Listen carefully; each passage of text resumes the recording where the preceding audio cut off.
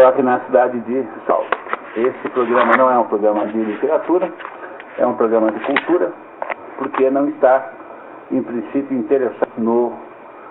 não há interesse na forma, né?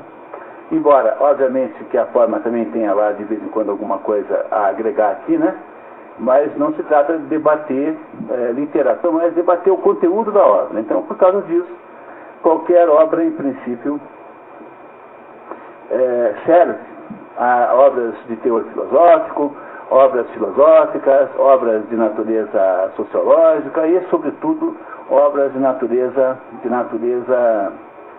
ficcional. Esse é o nosso principal objeto de estudo aqui, porque ao longo desses 2 anos que o programa já tem, fomos aprendendo que o melhor de todos os gêneros, o melhor são os gêneros ficcionais. Nada é tão adequado para essa atividade aqui como os gêneros ficcionais. Então, eu queria lembrá-lo sempre de que, embora haja sempre um resumo, esse resumo não os dispensa da tarefa de ler o livro, porque não só, sobretudo porque ler o livro é muito melhor do que ler o resumo. O resumo nunca consegue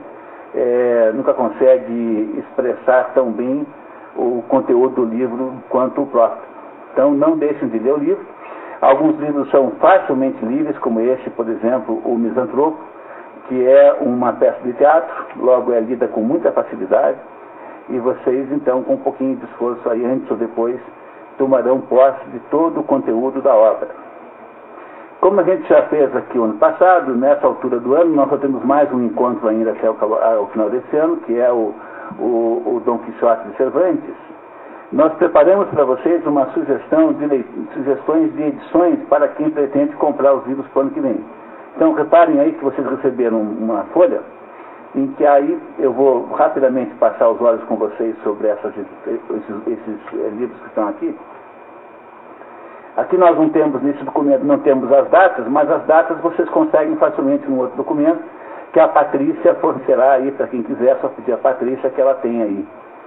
A primeira obra do ano que vem é O Senhor dos Anéis, só existe uma única tradução no Brasil, que é essa que está aí. Pode ser comprado o livro num volume só, ou então em 3 volumes diferentes. Não tem muito o que escolher, a não ser ler no original, né? Que parece, nesse caso aqui, ser mau negócio. A não ser que você tenha um inglês muito, muito bom.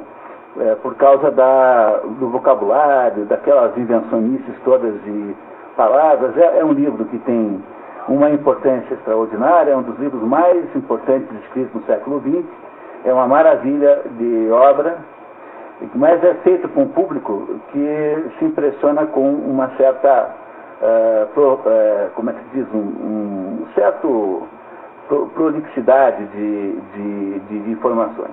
Então é um livro que está dando um trabalho bom para resumir. Não há nenhuma esperança do Harry Potter entrar no programa, tá? Então essa, vocês, por favor, não antem com o Harry Potter, que não haverá Harry Potter nenhum.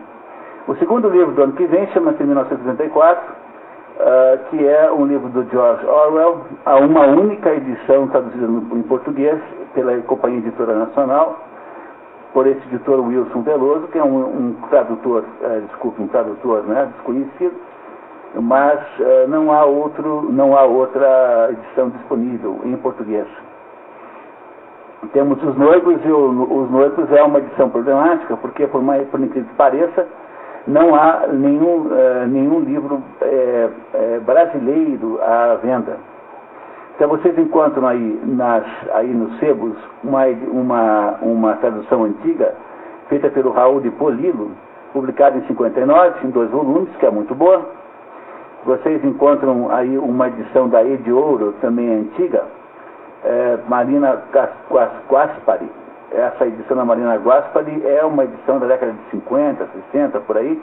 Aqui é aquele velho padrão da E de Ouro mal feito, é tão mal feito que eles não conseguiram escrever na capa Alessandro Manzoni, escreveram só Alessandro.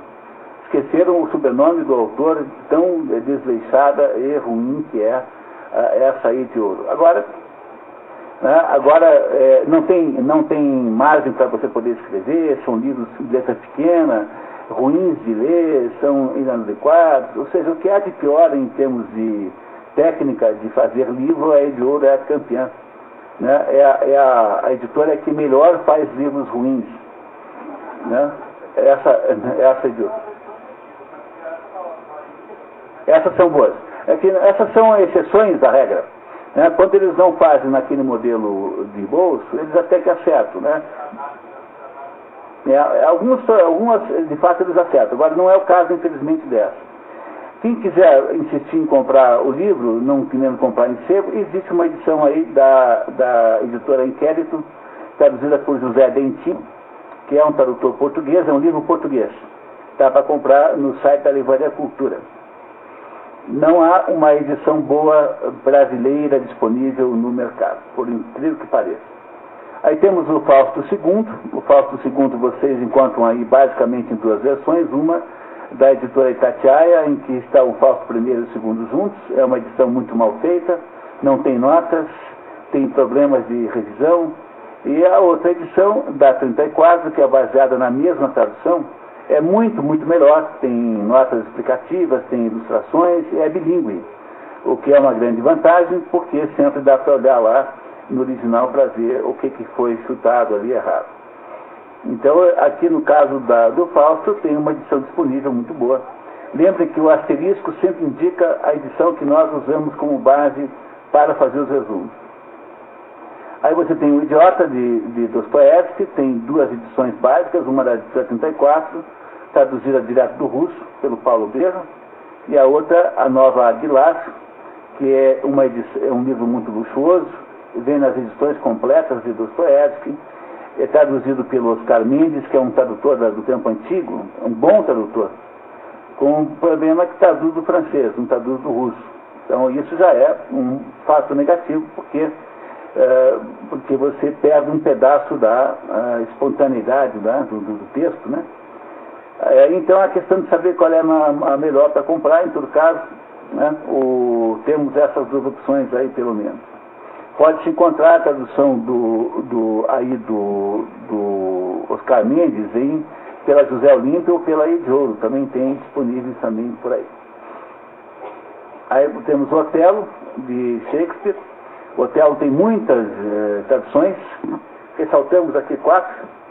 Melhoramentos, que é a base, essa é uma edição só encontrada em sebo, é uma publicação na década de 50, depois temos o Nestal de Pencote, também antigo, e tem modernas aí, você tem a Bárbara Leodora e a Vera Caram, perdão, a Beatriz Viegas Faria, ambas traduções boas, e vocês encontram aí muito barato nesses livros de bolso do LPM.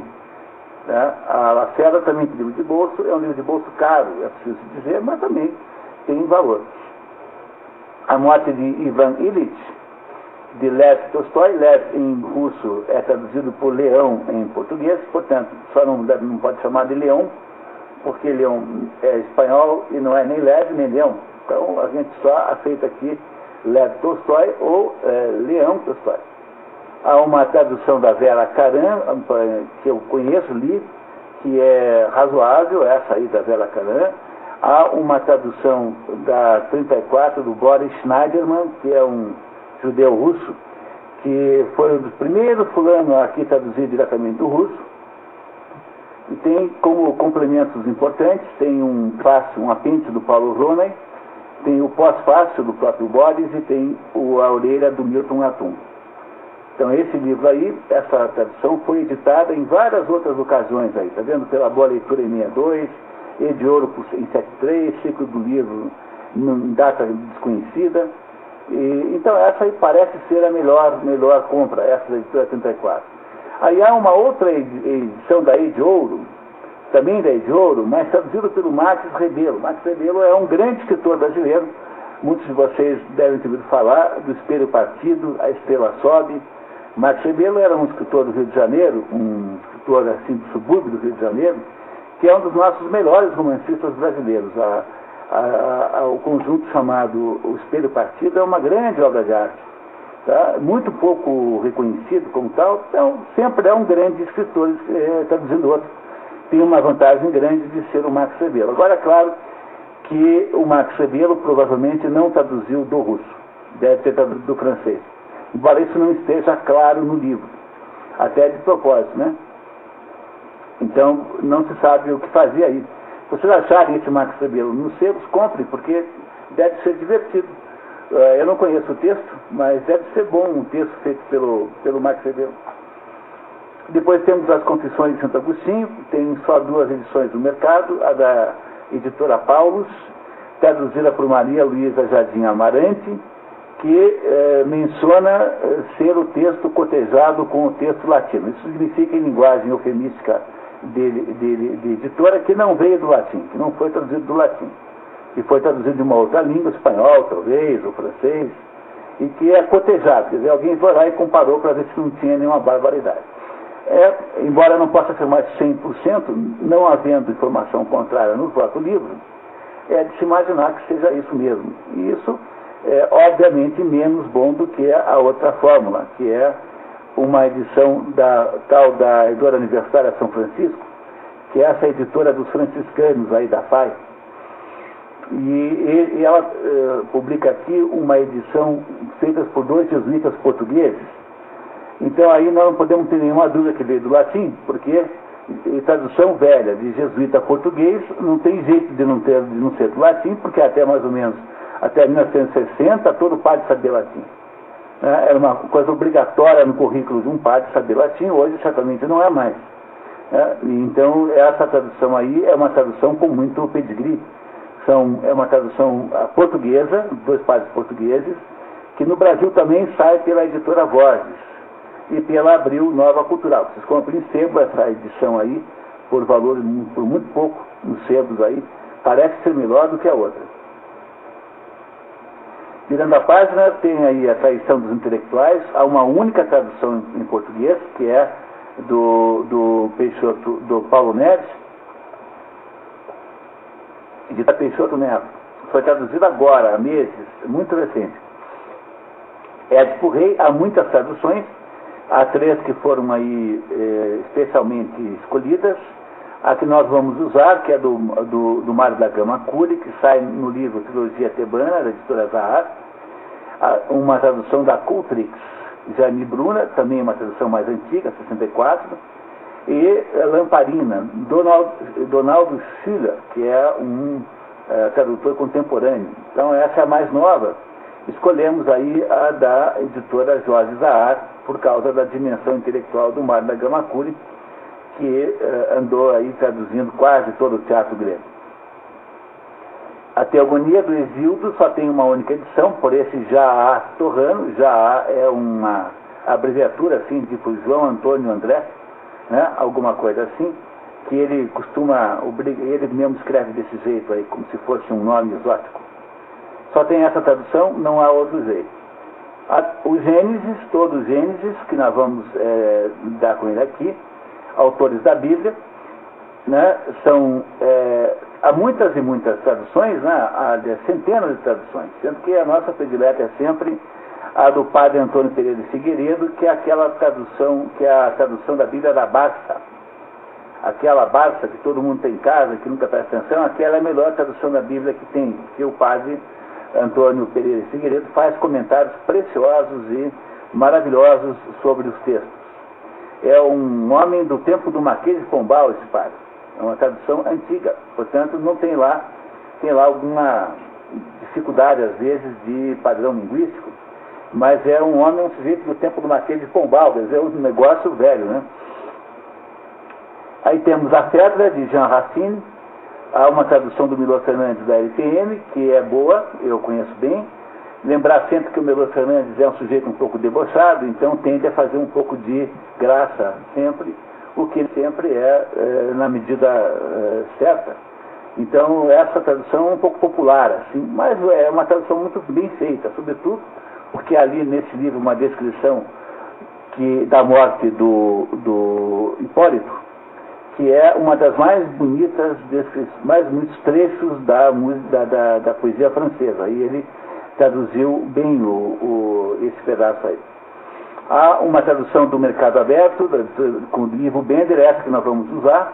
A vantagem de comprar esse livro é que você compra outras duas peças de Racine também, a Ifigênia e a Tebaída, e há finalmente uma tradução da Geni Cladin Segal, que é essa mesma que nós vamos usar hoje, da Martins Fontes, também em seguida de mais duas peças ali.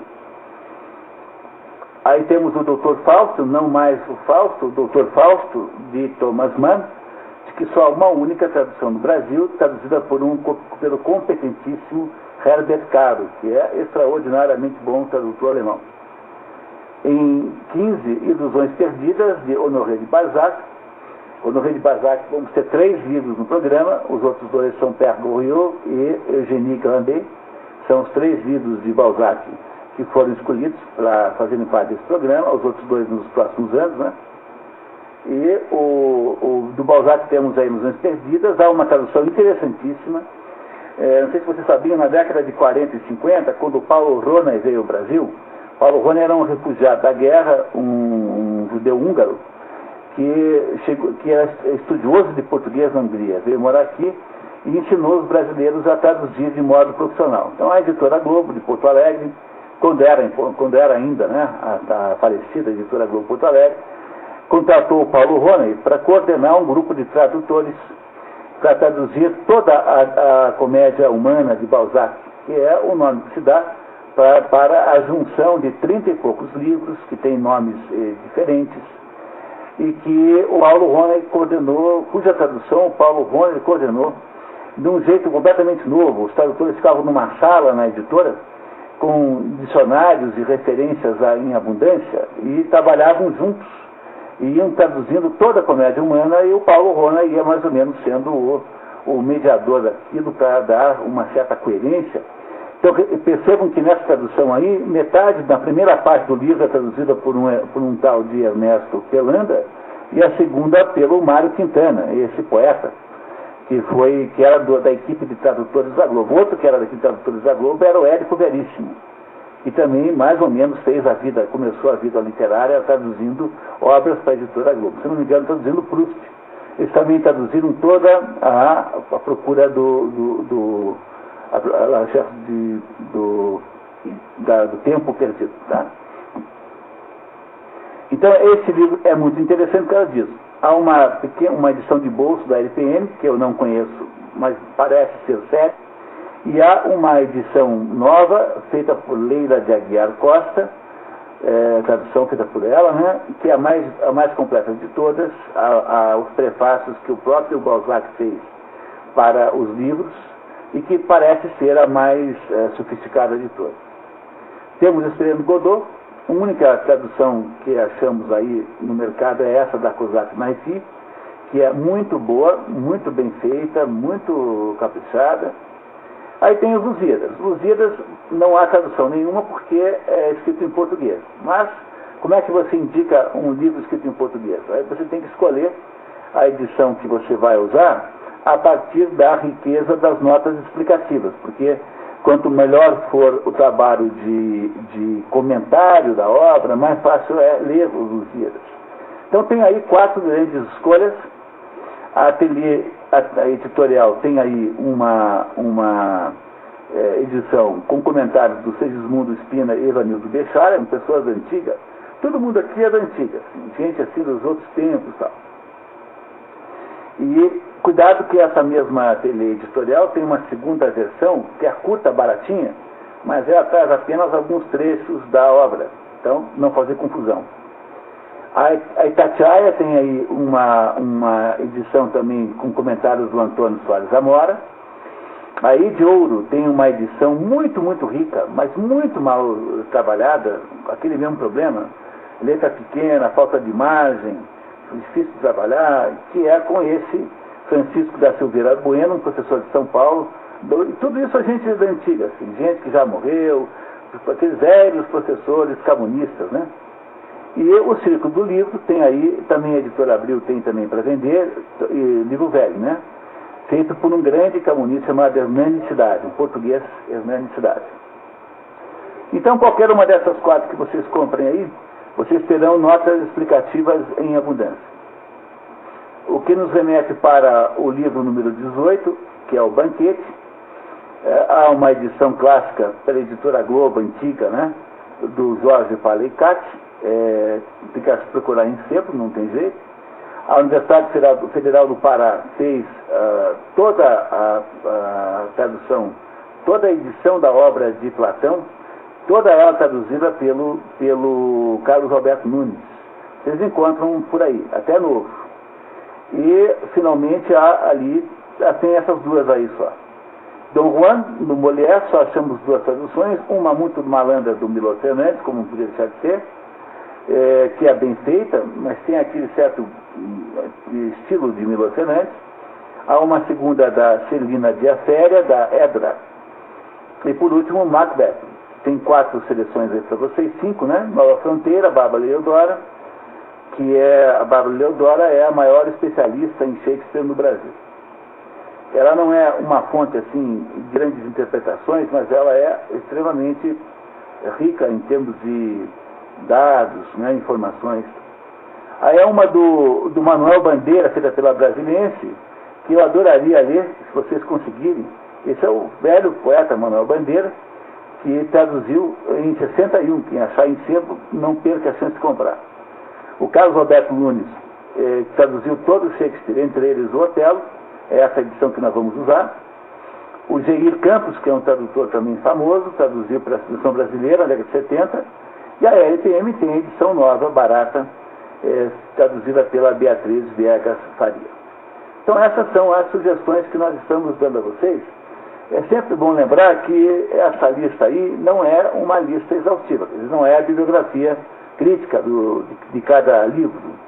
É apenas uma tentativa de vocês não comprarem livros errados. Por exemplo, essa editora Martin Claret é uma editora que provavelmente falsificou metade da obra, porque eles só trabalham com livros com direitos autorais já livres, que são livros que têm pelo menos 70 anos, são 70 anos mais velhos do que a morte do autor, contados os 70 anos no dia 1º de janeiro ao ano subsequente da morte.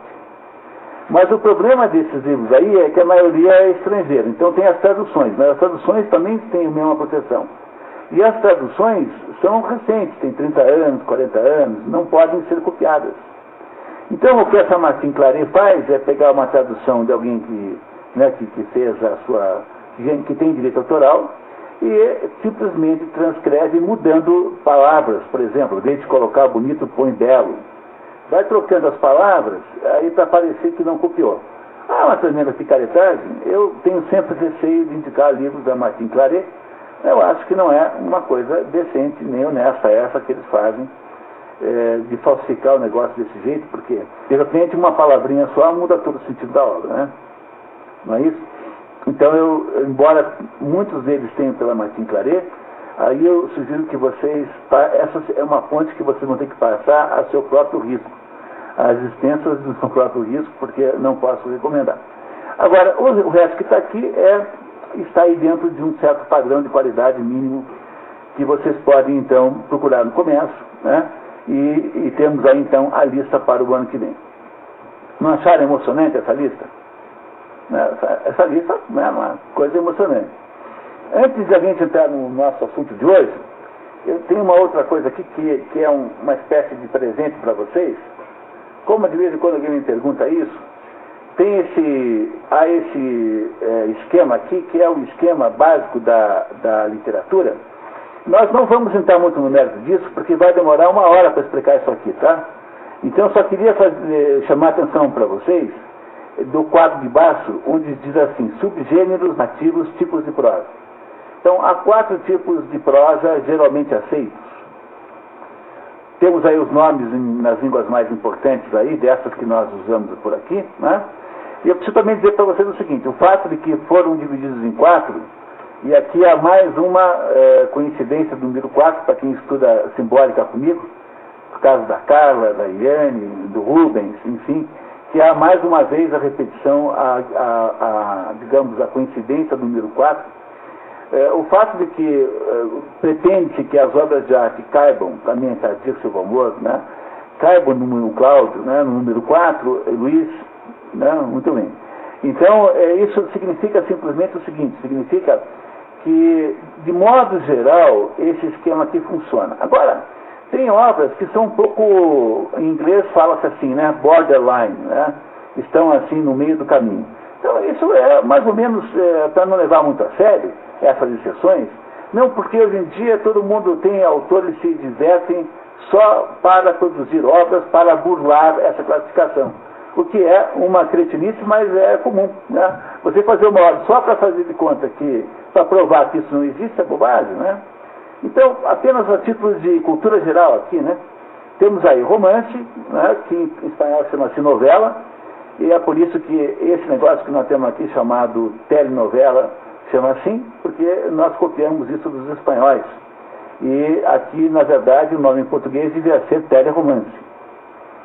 Mas nós copiamos o gênero da TV espanhola e lá na Espanha, novela chama, romance chama novela. Então, é por isso que nós chamamos aqui erroneamente de telenovela, quando devia ser teleromance. Aí temos o romance francês, temos em inglês novel, né, que vem exatamente de novela, e romance, até em inglês também surge assim, apenas no sentido fantástico. Em alemão fala roman, né, e alguns exemplos aqui. Os Demônios, que já esteve aqui, A Montanha Mágica, O Vermelho e o Negro, a Madame Bovary, que está no programa, Mal Flanders, que está no programa, e o Processo Mauritius, que está no programa também. Não esse ano, né? O que é um romance? É uma narrativa longa e complexa, onde planos heterogêneos se entrelaçam em torno de vários personagens. O foco do romance está na interação entre esses planos todos. Os romances são, em tese, complexos. Tem muitas histórias que se interrelacionam entre si. Quem é que inventou o romance? Começa no século XVII com Dom Quixote de La Mancha, de Cervantes. Depois ele é modificado e tem a forma atual a partir do Sir Walter Scott e do Honoré de Balzac. São esses os dois autores modernos que deram a forma moderna do romance. Então, o Walter Scott e o Honoré de Balzac é que mudam para a forma atual. Extensão. É um pouco de bobagem isso, mas em todo caso, um romance, de modo geral, tem mais de 100 páginas. O segundo gênero é novela. Novela, em espanhol, fala novela, aqui deve ter uma L a mais. Novela curta. Em francês chama-se nouvelle, em inglês novela, fala em italiano e em inglês, né? Em francês novelle. E aí você tem alguns exemplos. A Metamorfose, O Coração das Trevas, Billy Budd, O Velho e o Mar, Bartleby, o Escrivão, A Morte de Ivan Illich. Qual é a diferença da novela para o romance? É que a novela é uma narrativa média, unificada por um só trama. Então, enquanto no romance há várias tramas que se interrelacionam, a novela conta a história do começo ao fim de um sujeito só, seguindo mais ou menos uma espécie de encadeamento cinematográfico. E por isso a novela é mais simples e, de modo geral, mais curta do que o romance. Então, considera-se que a novela tem aí alguma coisa como 50 a 100 páginas. Começa no Renascimento com Boccaccio, é o autor das novelas. Aí temos o terceiro gênero, conto. Nós aqui nesse nosso programa não temos nada abaixo de novela, porque as obras muito curtas não funcionam aqui no nosso esquema. Então, sempre haverá aqui no nosso programa, ou quando for literatura, novela ou romance, nunca tem conto. O conto, que em espanhol fala cuento, em francês chama-se conte, ou nouvelle, quando é imaginativo, em inglês short story, em alemão Kurzgeschichte. Como exemplo tem aí O Veredito, Canterbury Tales, são contos, A Queda da Casa de Usher, do Edgar Allan Poe, O Alienista, do Machado de Assis, Os Duelistas, A Missa do Galo, Machado de Assis também. Descrição: é uma narrativa curta, tensa e surpreendente. Quer dizer, o conto é aquele tipo de história que passa a perna em você no final, que no final surpreende, né? Te surpreende e te bate a carteira no último minuto, né? Isso é um conto, né? O conto exige no final uma surpresa. Ele começa nas fábulas medievais, mas na modernidade ele é de autoria do Edgar Allan Poe e do Chekhov. O que caracteriza fisicamente um conto é menos de 50 páginas, não é isso? Leitura é em até 30 minutos. Aí embaixo há uma explicaçõezinha. Júlio Cortázar diz que romance é filme, conto fotografia. O romance ganha por pontos, o conto por nocaute. Então, é isso que o conto é. É uma espécie de nocaute. O sujeito te dá um murro de cara, você já cai em lição. O romance não. O romance estica a história durante 11 rounds, né, lentamente e tal. Essa é uma boa maneira de separar as duas. Eu acho muito boa essa explicação do Júlio Cortázar.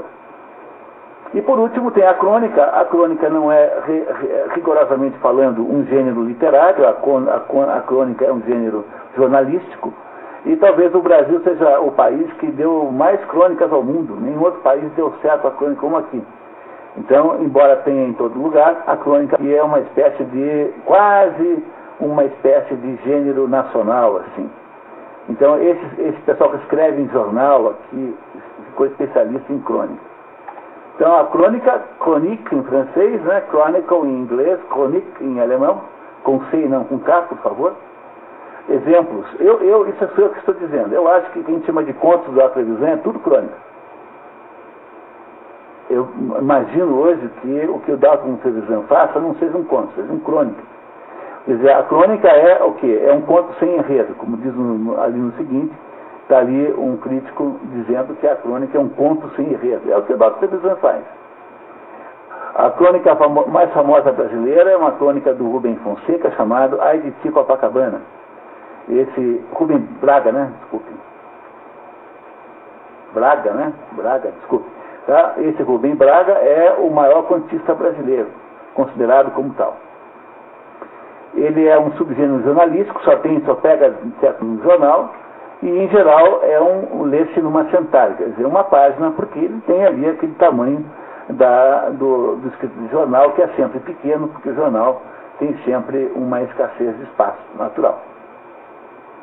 Tá certo, pessoal? Então isso aqui é apenas um passeio pelos gêneros literários, para vocês terem um pouco de ideia do que nós estamos falando aqui quando a gente se refere a um outro gênero, a um gênero qualquer. Existe gente especializada em burlar isso, mas aí também, né, tem a dó, né? Então é muito difícil sair mais ou menos desse esquema aí. É claro que isso é contestável, talvez uma das mais comuns, um dos debates comuns, mais comuns no mundo da literatura seja a classificação de gêneros. Mas não tem problema isso, sabe? Isso é uma coisa que é comum em todas as coisas, tudo tem esse mesmo problema. A música também é assim. Quando eu digo música, eu falo de música erudita, né? Também tem o mesmo problema. Mas é mais ou menos para ter uma ideia, não é para a gente brigar a ferro e fogo com isso. Tá certo? Vamos lá? Muito bem. Nosso autor de hoje chama-se Jean-Baptiste Poquelin, ou mais conhecido como Molière. E esse Molière é uma pessoa, um dos mais importantes escritores dramáticos que o mundo já teve. Escreveu, foi quase um mestre completamente insuperável de um subgênero de teatro chamado comédia. A comédia o conceito de comédia teve uma história que é preciso contar a vocês aqui em 2 minutos, que a comédia começa na Grécia. Ela começa no sentido satírico. O maior de todos os escritores comediantes da Grécia é o Aristófanes. Aristófanes, que é contemporâneo de Sócrates. Portanto, é um sujeito que deve ter aí alguma coisa como 2.400 anos, mais ou menos, por aí, de existência. A comédia na Grécia nunca teve grande importância. Ela nunca foi de verdade, um gênero que tivesse assim grande significado. Ela era uma maneira de ter alguma crítica social. E quando Aristóteles escreve a Poética, que é o primeiro grande livro de teoria da literatura que foi escrito, chamado Poética, Aristóteles nos diz que comédia é o nome que se dá ao gênero dramático quando as coisas no final dão certo. Então, naquele momento lá, embora Aristóteles seja um satírico, Aristófanes seja um satírico, mesmo assim há a compreensão dos gregos antigos de que o que caracteriza a comédia é uma situação em que alguma coisa dá certo no final. Por exemplo, o menino casa com a menina, o sujeito arruma um emprego, o outro lá não perde a fortuna, No final as coisas se arremendam. E a tragédia é o contrário, é quando no final tudo dá errado. Então essa comédia grega aristofânica, digamos assim, veio para a modernidade e foi muito importante no tempo dos romanos, sobretudo por meio de um sujeito chamado Plauto. Plauto era, de todos os comediógrafos, né, romanos, o mais importante de todos. E os romanos gostavam muito do gênero comédia e não gostavam muito do gênero tragédia. Então a tragédia no tempo dos romanos não prosperou, a não ser como apoio àquelas filosofias estoicas de Cícero. Então havia um pouco de tragédia, mas num sentido já muito didático, mais do que era no tempo dos gregos. O grau que os gregos chegaram com a tragédia grega foi inalcançável, nunca mais ninguém foi capaz de fazer igual. Mas a comédia, no tempo de Roma, mais ou menos funcionou, e depois, à medida em que foi entrando pela Idade Média, a comédia sobreviveu, então, em diversas formas cômicas locais, sobretudo numa forma cômica italiana chamada comédia dell'arte. A comédia dell'arte é uma comédia caótica, em que, na prática, todo mundo improvisa tudo, não há texto nenhum, e é o gênero típico dos saltimbancos, daquele pessoal que saía por aí numa carroça, 20 foram pessoas dentro, indo de lugar em lugar, encenando as peças na praça e fazendo mais palhaçada do que teatro. Esse gênero, chamado comédia dell'arte, é um gênero que até hoje continua vivíssimo. É o Ratinho, é o Renato Aragão e os Trapalhões, é o Carlo Bronco Dinossauro, é o quem? Acho que esse até que não. Esse já é porque é o que nós chamamos de cômico hoje em dia. Porque hoje em dia tem cômico e tem humorista. O humorista, que esse é cantor, né? Mas o cômico é o sujeito esculhambado, né? É o Ratinho, é esse negócio que faz um teatro assim, muito bagunçado. Então isso são todos resquícios da comédia dell'arte. E o Molière, de certa maneira, faz parte dessa família também. Claro que num nível técnico muito mais alto, mas no fundo, a comédia de arte, a comédia dell'arte é a base da comédia de Molière. Então o Molière é contemporâneo dos grandes reis franceses, sobretudo dos 14, rei Sol, que é quando então finalmente o absolutismo francês se estabelece do jeito como depois irá estar presente na Revolução Francesa. Há uma cronologia que é importante que a gente visse, a primeira vez que a gente estuda a mulher aqui. Então, olha só, os três grandes escritores dramáticos franceses da história são Corneille, na sequência cronológica, Corneille, Molière e Racine. Corneille, Molière e Racine. Sendo que Racine e Corneille são escritores trágicos. E o Molière é um escritor cômico. E todos os três conviveram mais ou menos na mesma época, eles se conheceram, então bancaram juntos, falaram um com o outro, tem diferentes idades, mas eles vieram juntos. E isso é uma coisa que eu digo para vocês que acontece frequentemente, também aconteceu a mesma coisa com Ésquilo, Sófocles e Eurípides, também aconteceu a mesma coisa com Newton e com Leibniz, que ambos desenvolveram o cálculo sem se falar. Há alguma coisa no mundo inexplicada que eu sempre cito a vocês o Rupert Sheldrake como sendo a referência, que é a ideia da ressonância mórfica. Quer dizer, há alguma coisa, há uma espécie de campo que é aquilo que talvez explique a psicologia de Jung de alguma maneira. Aliás, até mesmo sugerido pelo próprio Freud, na interpretação dos sonhos, há um campo morfogenético que é alguma coisa que a gente não vê, mas de que, de alguma maneira, interfere no conjunto dos seres humanos, assim como há um que interfere no conjunto dos cachorros, outro que interfere no conjunto dos grilos, o outro nas tartarugas e assim por diante. Mas isso é um assunto bem grande e não é bem a hora, né? Sei que esses três grandes escritores franceses foram contemporâneos. Então, nasce o Corneille em 1606, em 1616, só 10 anos depois, morre Shakespeare. Para vocês terem uma ideia de como estão-se próximos de Shakespeare aqui. Shakespeare havia desenvolvido o teatro moderno nas Ilhas Britânicas. Naquela época, isso significava muito pouco, porque afinal havia uma distância cultural e física muito grande da Inglaterra. Mas a proximidade cronológica é grande, olha aí. O Corneille nasceu antes da morte de Shakespeare. Em 1622, ou seja, exatamente 200 anos antes da independência do Brasil, nasce Molière, no dia 15 de janeiro, numa família de comerciantes ricos, e é batizado na igreja de Saint Eustáquio, a igreja mais bonita de Paris, na minha opinião, aliás, Saint Eustáquio, ali no Les Halles, ali onde tinha ali aquele mercado, que é uma maravilha, com o nome de Jean-Baptiste Poquelin. É uma igreja abandonada, ninguém vai lá. Então você vai ser o único turista que vai visitar Saint Eustáquio quando for lá, tá? Que é uma coisa maravilhosa. Saint Eustáquio, no Marais, ali no Les Halles, ali onde tinha aquele mercado, né? E o pai dele é um sujeito com uma tremenda sinecura. O pai dele é tapissier ordinaire de Rouen. O que é isso? É um cargo que você compra, o rei te vende isso, e você passa a ter o direito de ser o único sujeito que vende tapeçarias para o rei. Não só o único, mas um dos poucos.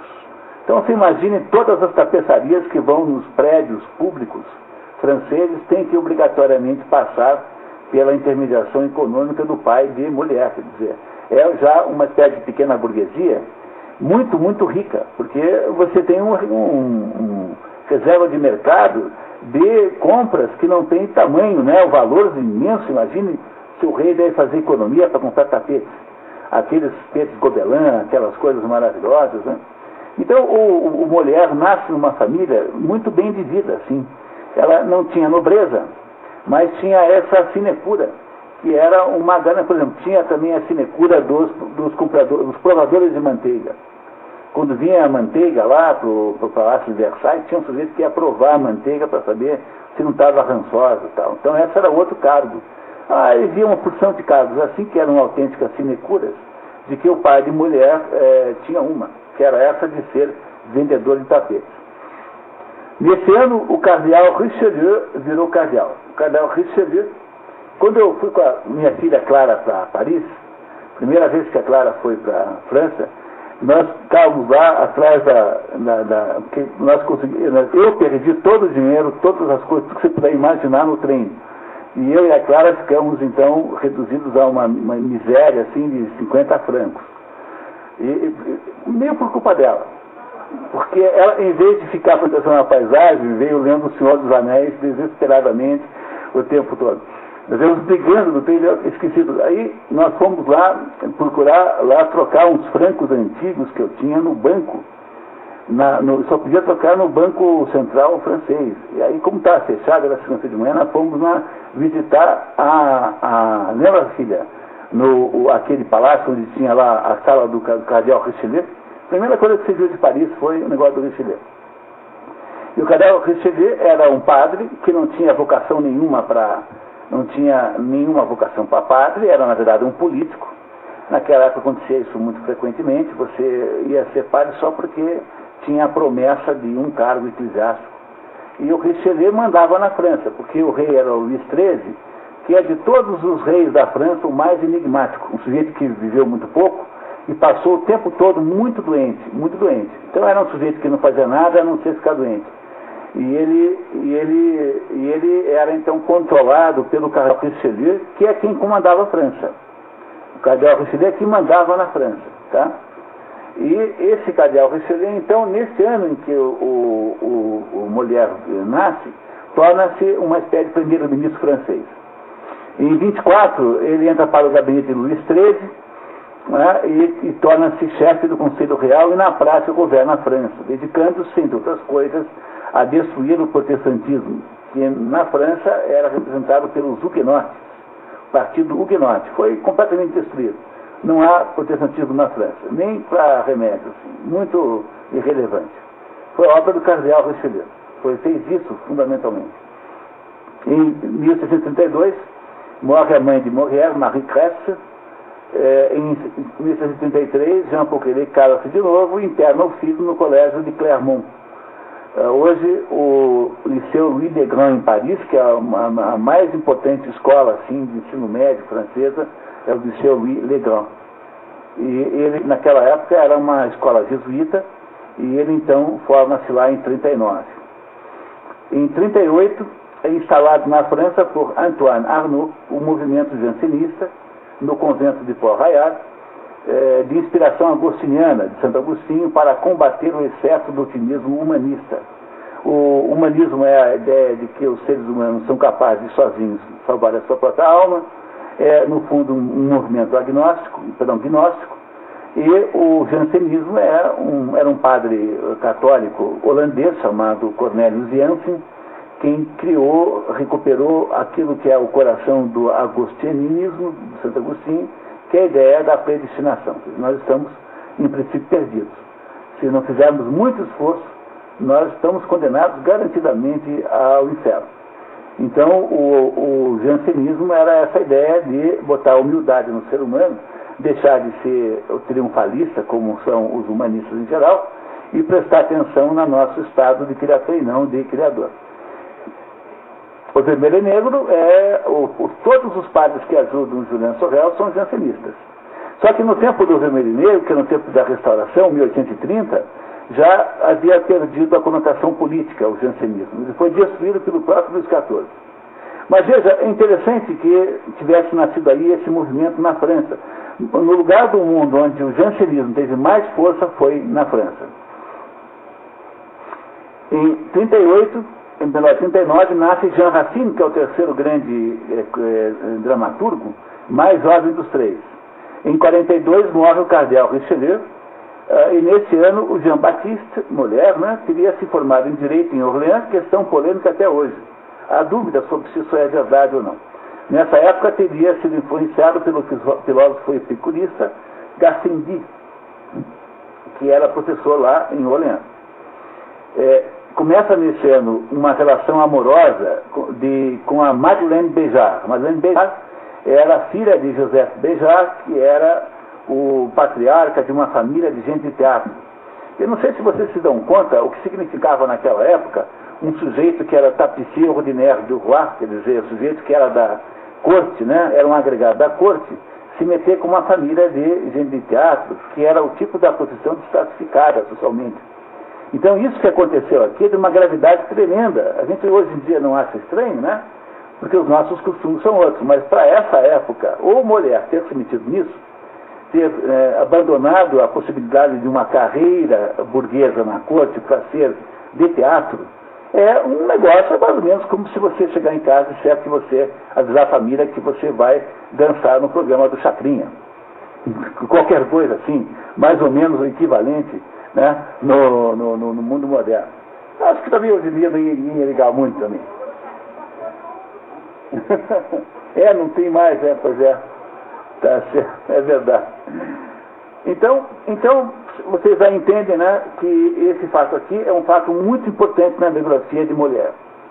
Em 43 morre o Luís XIII, o doente, enfermo Luís XIII, e começa a regência da Ana da Áustria, que é a mãe dele, mãe de Luís XIV. Aquela data que está ali está errada. 1601-166 é a data de nascimento e morte da Ana da Áustria.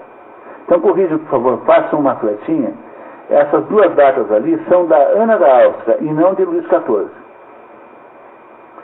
As datas de Luís XIV são 1638 a 1715, 1638 a 1715. Quer dizer, assume a mulher, que era mais velha do que o marido, coisa muito estranha, mas ela era mais velha que o marido, quase 10 anos, e ela então vai governar a França, mas ela não entende de governar a França, ela é uma rainha, uma pessoa de casa, assim. Então o que acontece é que no lugar do Richelieu ela coloca o cardeal Jules Mazarin.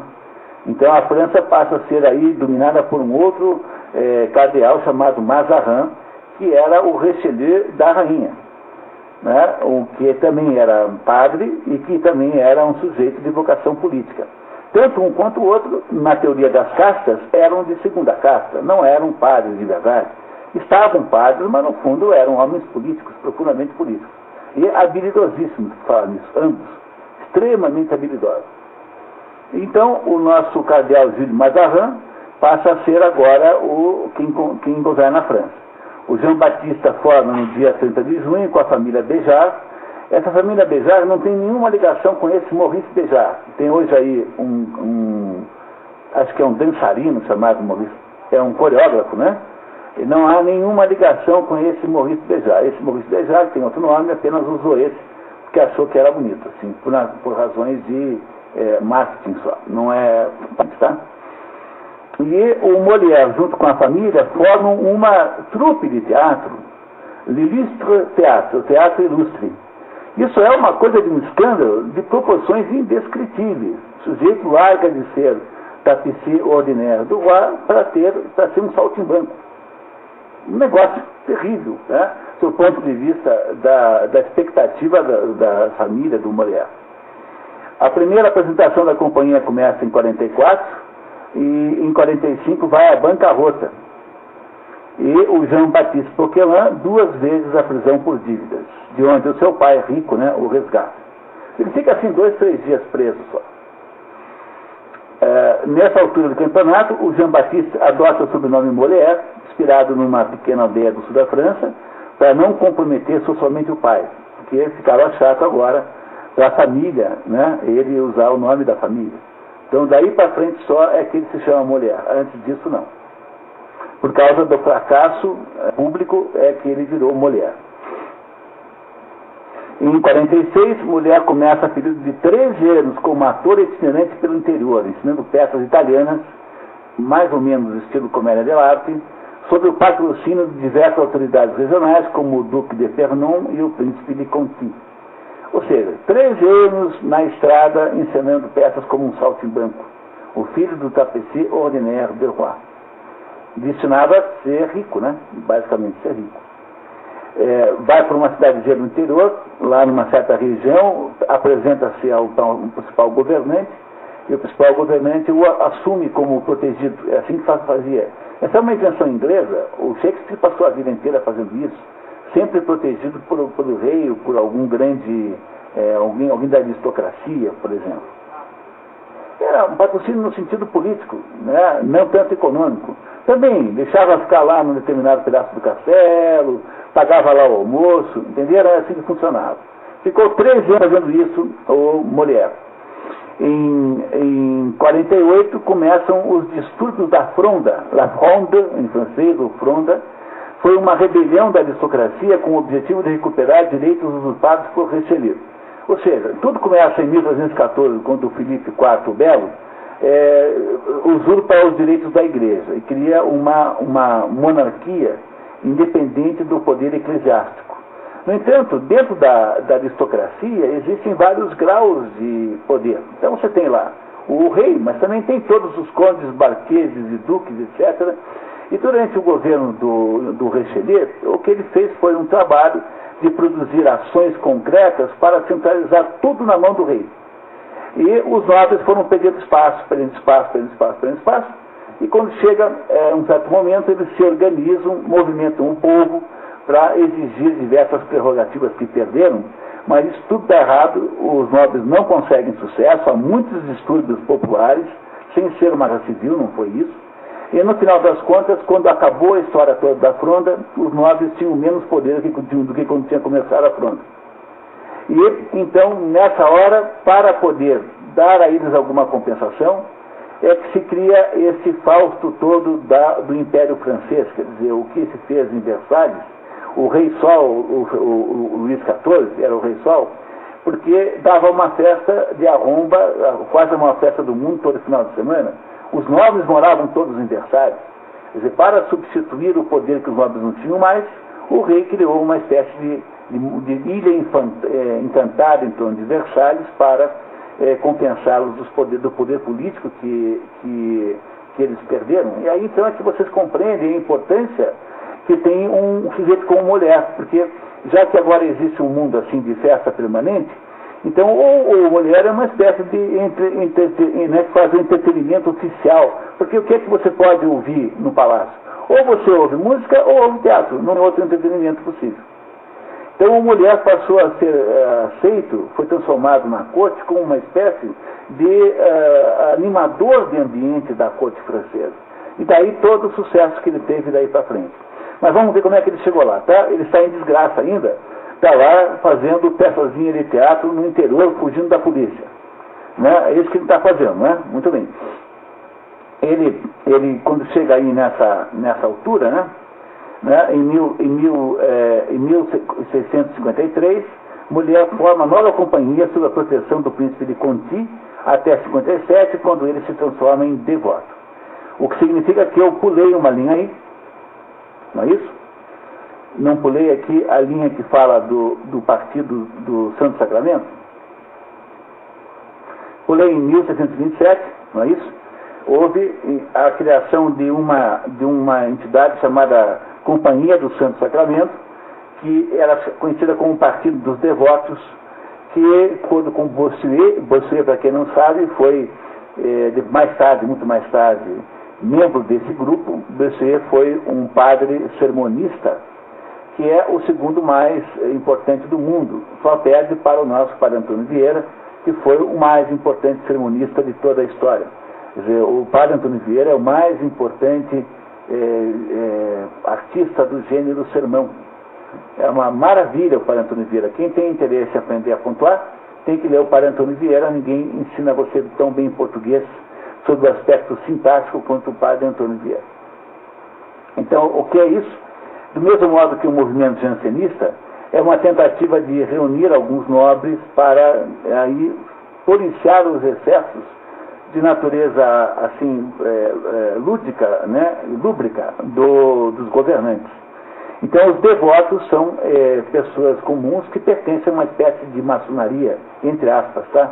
Uma maçonaria de natureza religiosa, que ficava então fazendo pressão para não ter excessos morais, essas coisas todas aí.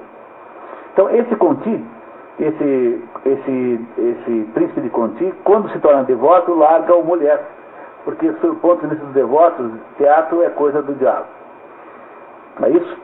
Então, agora sim, em 1754, cede ao seu irmão, o irmão dele, mais novo, já do segundo casamento, cede a prerrogativa de fornecedor oficial do tapete. Ele nunca foi, mas ele tinha ainda o direito, então cedeu o direito. Em 55, ele estreia em Lyon a peça L'Étourdi, o Estouvado, o Apressado, né? A primeira comédia de Molière. Em 56, estreia em Béziers, Le Dépit Amoureux, o Despeito Amoroso, Dor de Cotovelo, que é a segunda peça. Em 57, a companhia do Molière, agora sob a proteção de Monsieur, irmão do rei, passa a chamar-se Troupe de Monsieur. Aí já estava aceito pela nobreza novamente, passou a ser protegido por um sujeito importante, que é o irmão do rei. O irmão do rei é sempre um sujeito sem agenda, né? Sem assunto, porque o rei é o rei. Então é irmão, esse chama-se Carlos de Orleans, se não me engano, tá? Esse irmão, que é o Monsieur. Em 58, Molière volta a Paris, apresentando-se no Louvre. No dia 24 de outubro, na presença do rei, a tragédia Nicomède de Corneille, que já era mais velho, e possivelmente a comédia Le Dépit Amoureux. Ninguém sabe ao certo se foi essa mesmo. Naquela época, toda tragédia necessariamente era seguida de uma comédia. Então, fazia-se essa fórmula como uma fórmula tradicional no teatro francês, põe uma tragédia antes e uma comédia depois. O pessoal ficava chateado na primeira e morria de rir na segunda.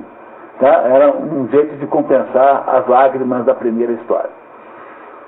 E o rei ficou muito interessado, muito impressionado, e o rei, então, instalou a companhia de Molière no Palácio Petit Bourbon, que não existe mais.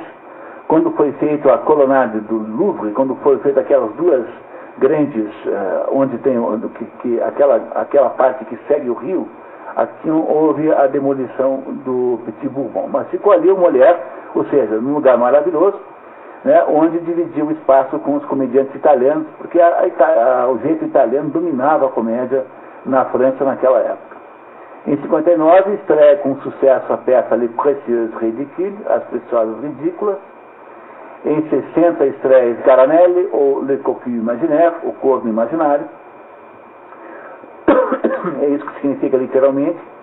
Como o irmão morre, ele retoma a prerrogativa de fornecedor oficial de tapetes, embora nunca vá ser isso. e o Partido dos Devotos cresce em importância política. Mazarin tenta de todo jeito destruí-los, mas não consegue.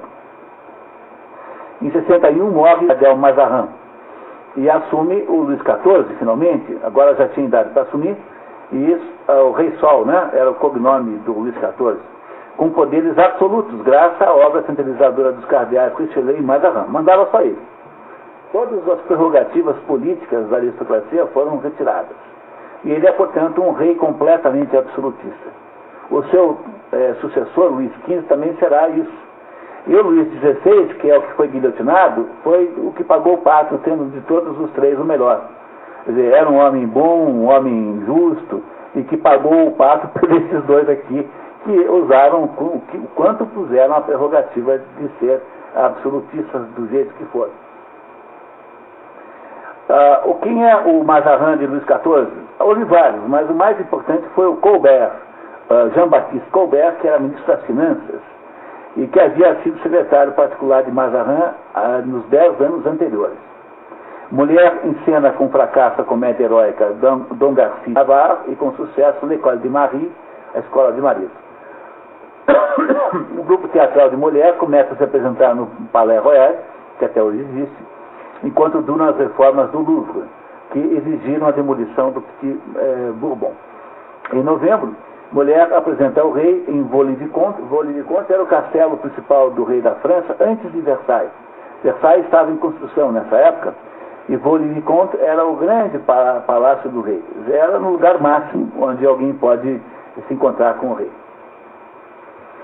Sua primeira comédia ballet, Les Fâcheux, Os Infortunos. Durante as festas em homenagem ao novo rei, Mulher torna-se comediógrafo oficial da corte. Pronto. Agora ele tem também uma sinecura, só que agora é da seu gosto, né? Em vez de vender tapetes, ele vende peças. O fato de ele ser isso, significa que uma boa parte da obra de Mulher não tem muito valor, porque são obras, fundamentalmente, em que eram feitas peças para certas festas. Então era tudo feito meio em cima da perna, assim, e o Mulher, às vezes, tem momentos baixos, assim, de qualidade dramática. Ele era um produtor oficial de peças, não podia dizer não, tinha prazos muito, muito pequenos, e é por isso que a obra de Mulher tem alguma flutuação. Em 62, Mulher casa-se com Armand Béjart, 20 anos mais jovem, acreditando ser irmã de sua amante Madeleine, mas que era, na verdade, filha dela com o Duque de Modena. Reparem que o começo, se vocês olharem lá, apenas fazer um toque aqui de fofoca e futricação social, né? Se vocês olharem ali para o ano de 1642, né? Foi em 42 que o Molière começa a namorar essa moça Madeleine Béjart. Como foi em 42 e essa mocinha nasceu em 42, então uma das maiores acusações que se fez contra o Molière é que ele havia casado com a própria filha. Porque essa Armande tinha exatamente as condições de ser filha do Molière. Ele não sabia nem bem quem ela era, porque ela era, na verdade, filha da Madeleine, sim, mas com um caso que ela teve lá com o conde. E no entanto, contou para ele que a menina era irmã dela. E o Molière casou com essa Armande, que lhe deu um trabalho imenso. Ela era completamente infiel, por exemplo, né? Teve uma vida conjugal terrível. E aí, nesse momento aí, que essa coisa começa a se tornar um escândalo. Não é? Nesse mesmo ano, teve um sucesso espetacular com a Escola de Mulheres, que estreia no dia 26 de dezembro. O rei concede-lhe uma pensão vitalícia. Em 63, o Partido dos Devotos, que estava aborrecido com Mulher, acusa-o de imoralidade de ter casado com a própria filha. Vira um escândalo social enorme. O rei, que gostava muito de Mulher e que achava que Mulher era impedível, toma a defesa pública de Mulher contra a opinião da mãe dele. A mãe dele era devota. A Mana da Áustria era devota. O rei toma a defesa pública de Mulher e aceita batizar o primeiro filho de Mulher, que nasceu no ano seguinte, mas morreu logo em seguida. Morreu assim, com poucos dias. O fato de que o rei aceitou defender Mulher publicamente salvou a sua vida, porque Não houve até quem houvesse pedido a fogueira para a mulher nesse momento. Os devotos, né? Os devotos. Em 64, mulher anima a grande festa Os Prazeres da Encantada de Versalhes com a peça A Princesa de Elis, uma peça feita só para esse assunto, para essa festa, uma peça inferior, e o Tartufo, que é uma das 3 ou 4 mais importantes peças de mulher, que é em seguida censurada, porque a rainha-mãe devota, ver um Tartufo, ataque direto aos devotos. É o maior escândalo da carreira de mulher. Quem já leu o Tartufo sabe, o Tartufo é um mentiroso, um falsário, um impostor, que é um sujeito que faz de santarrão e que no fundo só quer lá pegar o dinheiro do Organ, né? Organ, que é a personagem central lá do Tartufo, e rouba todo o dinheiro da família, tal, o Tartufo. Então o mulher botou de Tartufo lá os devotos que no ano anterior o haviam chamado de imoral. Obviamente que ele fez de propósito, né? Tem alguma dúvida? Mas os devotos já se organizaram e fizeram proibir a peça. Ela foi proibida até o ano que morreu a mãe do rei. Quando morreu a mãe, o rei liberou o Tartufo também. Enquanto a mãe dele viveu, não teve coragem de liberar o Tartufo. O Tartufo é uma peça maravilhosa e divertidíssima. Nesse mesmo ano, mulher dirige a primeira tragédia de Racine, La Thébaïde, e começa a cooperação com o compositor, que é um compositor italiano, na verdade, Jean-Baptiste Lully, que na França é chamado de Jean-Baptiste Lully, que é um compositor extraordinário, maravilhoso, barroco, e que era italiano e que adotou cidadania francesa e passou a ser conhecido no nome francês. Em 65, mulher encena Dom Juan, o Festim de Pedra, baseado na obra de Tasso de Molina, em torno da vida de Dom João Tenório. Nós temos o Dom Juan aqui no nosso curso ano que vem, no final do ano. Após algumas sessões, a peça censurada só voltaria a ser apresentada 174 anos após a morte de Molière, pelo menos na França. O sucesso de público com a peça L'Amour Médecin, o amor médico, né? Molière e Racine rompem relações após esse último ter tirado de Molière a peça Alexandre Legrand e tê-la entregue à companhia rival do Hotel de Bourgogne, que era outro grupo. O Molière parece muito com o Shakespeare. Ele era ator, ele era diretor, ele era escritor e ele era empresário. Então, do mesmo modo que com o Shakespeare, ele tinha todas essas atribuições. O Racine e o Corneille, não. Esses dois eram basicamente escritores e autores. Não eram empresários. Mulher não. Mulher tinha muito jeito de Shakespeare, assim, tinha a mesma posição relativa do Shakespeare. Em 66, encenação do Misantropo, com fracasso de público. Sucesso de público com a peça Le Médecin Malgré Lui, que é traduzido por médico à força, de modo geral, aqui. Luís XIV dissolve a Companhia do Sagrado Sacramento, nesse ano. Em 67, nova proibição do Tartufo, mesmo usando o título L'Imposteur, o impostor. Em 68, encenado O Avaro, a última peça que o Paulo Autran fez na vida, antes de morrer, agora, há dias. Em 69, com a morte da rainha-mãe, Luís XIV libera o Tartufo. Em 70, mulher produz 2 comédias balés para a nobreza, Les Amants Magnifiques e Le Bourgeois Gentilhomme, considerado um ataque pessoal a Colbert, porque o Colbert era inimigo de mulher. Então, seguramente aí também é o Colbert, o tal do burguês gentilhomem, que é um sujeito que nós chamaríamos hoje em dia de novo rico. Isso é o burguês gentilhomem. E o Les Amants Magnifiques é uma peça de nenhuma importância, feita só para cumprir lá a tabela nas obrigações para com o rei. Para qual? Bom, não sei. Sei. É uma peça muito boa, sabe? Uma peça extraordinária essa. Uma das, digamos assim, as 5 maiores são o Avarento, o Misantropo, o Burguês Gentilhomem, o Doente Imaginário e talvez o Tartufo. Esse conjunto é o conjunto, digamos maior de Molière. Se for só ler 5 peças, é 5 só. Em 71, foi encenada a Fourberie d'Escarpin, as artimanhas de Escarpino. Em 72, morre Madeleine Béjart, que é a amante, né? A mãe da Armande, né? A sogra, né? Amante e sogra. Né? Sogra, amante. Então. Em estreia Les Femmes Savantes, as Sabichonas, cumprimento com o compositor Jean-Baptiste Lully após 8 anos de trabalho conjunto, e os reis e os ministros estavam-se em Versalhes. É quando finalmente o governo francês passa para Versailles. Em 73, o segundo filho do casal Molière morre com menos de um mês. Durante a quarta encenação da peça Le Malade Imaginaire, o Doente Imaginário, na noite de 17 de fevereiro, na qual faz o papel principal, Molière sofre grave hemorragia bucal associada à tuberculose. Morre em casa por volta das 10 da noite. Não se pode dizer que ele não seja um ator realista, né? Morre como praticamente no palco, encenando o papel principal da peça, o Doente Imaginário. O fato de estar vestido de amarelo no palco expulsou essa cor para sempre dos figurinos teatrais da França. Ninguém usa amarelo na França mais desde então. E o mais importante, mulher é enterrada na sessão dos não batizados à noite, de madrugada, mesmo com a intervenção do Luís XIV, porque atores não podiam ser enterrados em solo sagrado, a não ser que tivesse no último minuto abjurado do seu passado, que não foi o caso de Molière.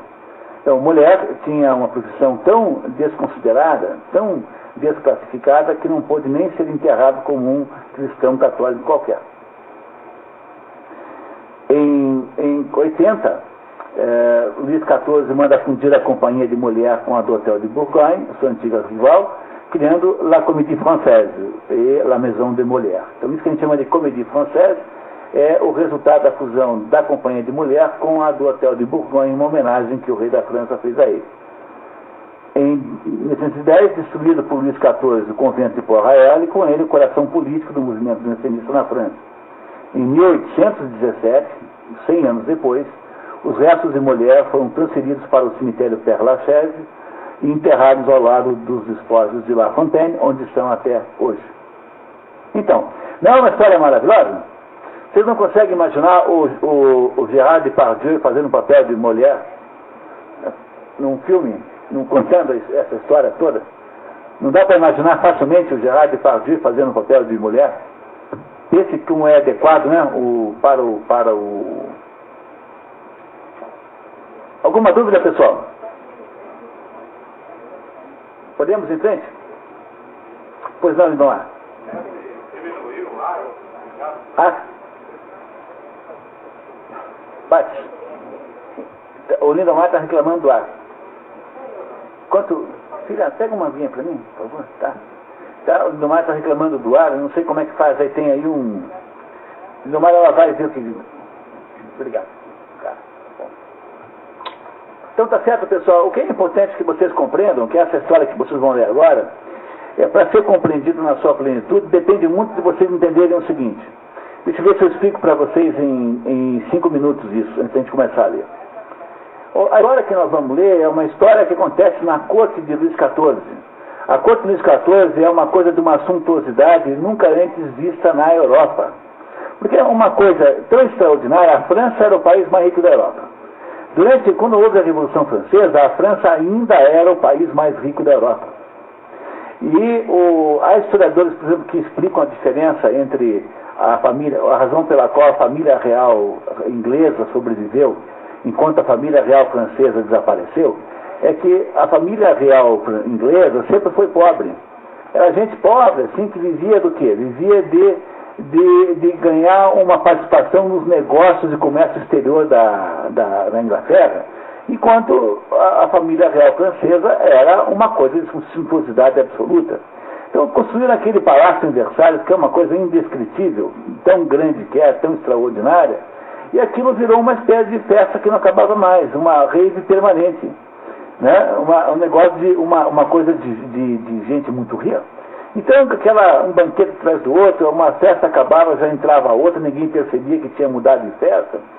E o Molière, então, era o sujeito que era empregado do rei para animar essa gente, mais o Lully, mais não sei quem, todo mundo era empregado do rei, da coroa, e os melhores artistas da época trabalhavam para o rei. Sempre foi assim. Mozart trabalhou para o rei da Áustria, Bach trabalhou, o Beethoven trabalhou, todos os grandes artistas trabalharam para os reis. E eu não era assim no caso de Molière. Então ele era um sujeito talentosíssimo, que fazia então peças que mesclavam, então, as peças, alternavam entre peças lidando com assuntos reais, do interesse das autoridades, e peças em que ele criticava aquela vida. Foi Molière quem inventou o bordão ridendo castigat mores. Embora costume-se atribuir isso aos antigos, na verdade aí é um equívoco. Foi Molière quem inventou a história, a expressão latina, ridendo, rindo, castiga mores, os costumes.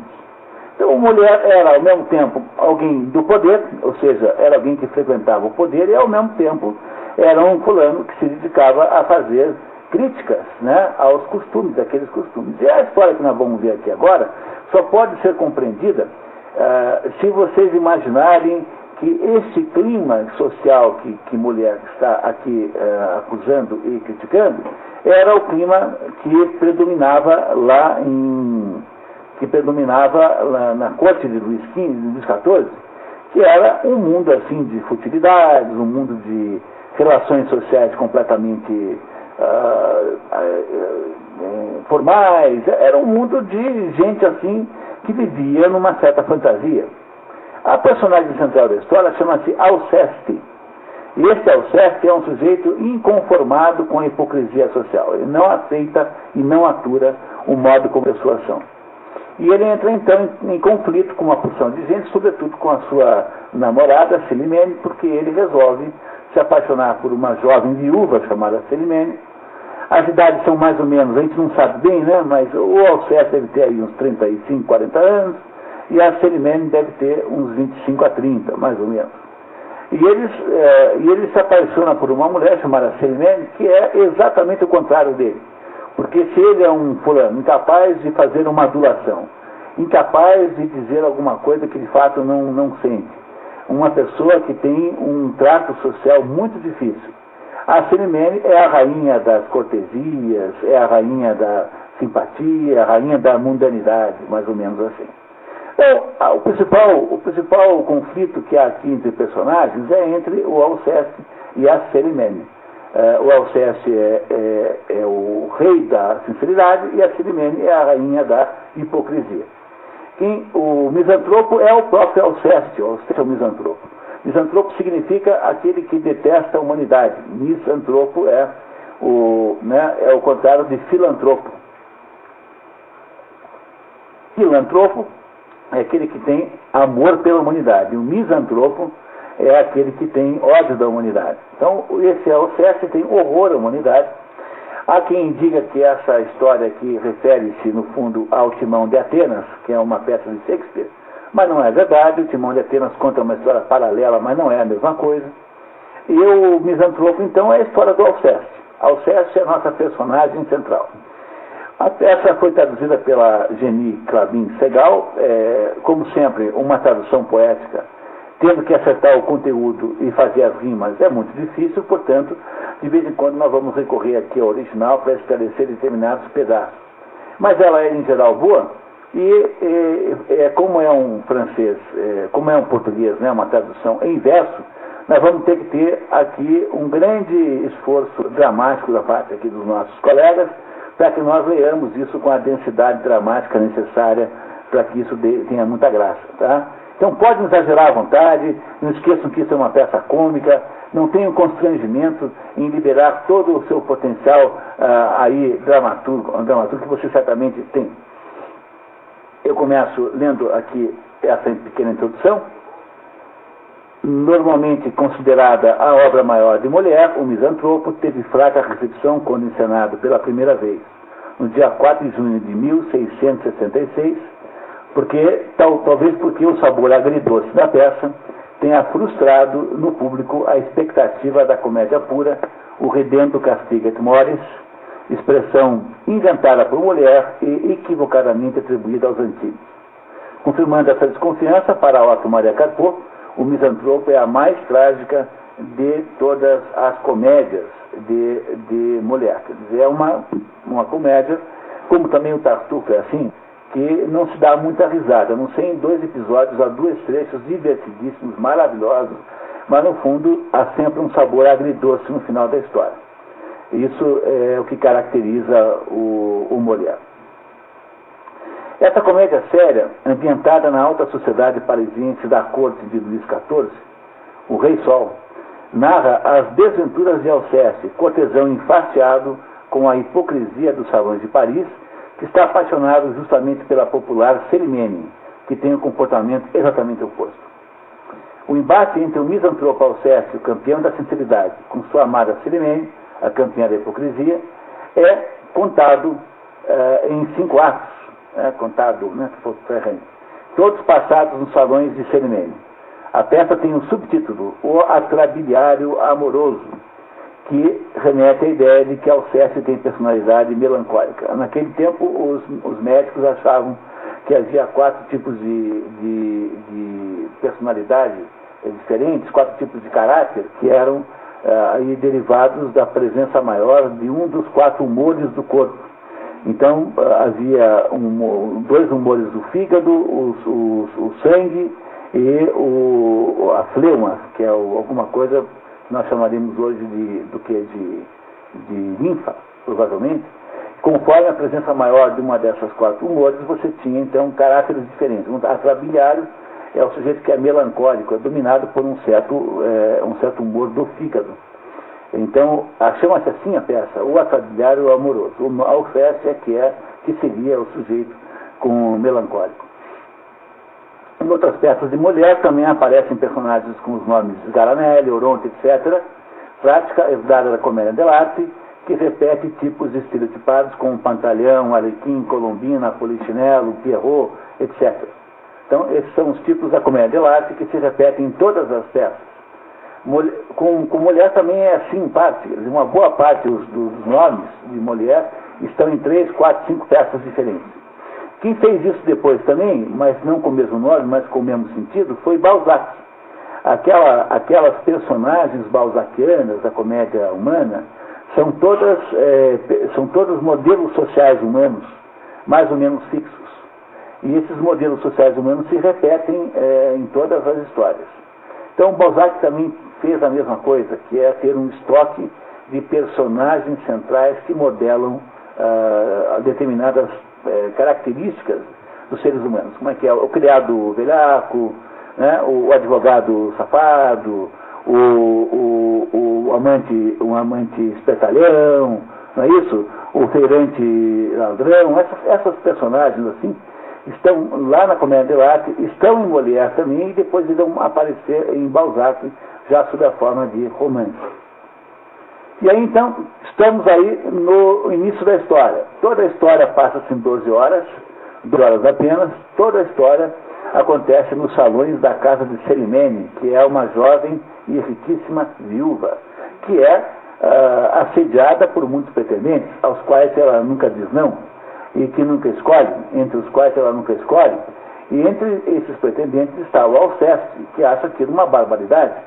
E o Alceste quer que a Célimène decida-se se por ele ou pelos outros. Essa é essencialmente a história. A Célimène, por outro lado, não acha uma boa ideia decidir nada, porque afinal de contas a posição dela tem um certo valor, um certo charme. A sua casa é o dia inteiro frequentada por jovens parisienses das melhores famílias, querendo casar com ela. Então ela mantém aquela situação em suspense, tratando todo mundo assim com mais ou menos o mesmo jeito, enquanto que o Alceste acha aquilo tudo o fim do fim, e quer que o Alceste, quer que a Célimène decida-se por ele e por ela. A peça começa numa conversa entre o Alceste e o Filinto, que é um amigo dele, embora não sabemos se é o melhor ou o único. O Filinto é um amigo dele que não concorda com o modo como o Alceste age, e começa então a peça com uma discussão entre o Alceste e o Filinto. Anatólio, por favor. Para variar, né? Muito bem.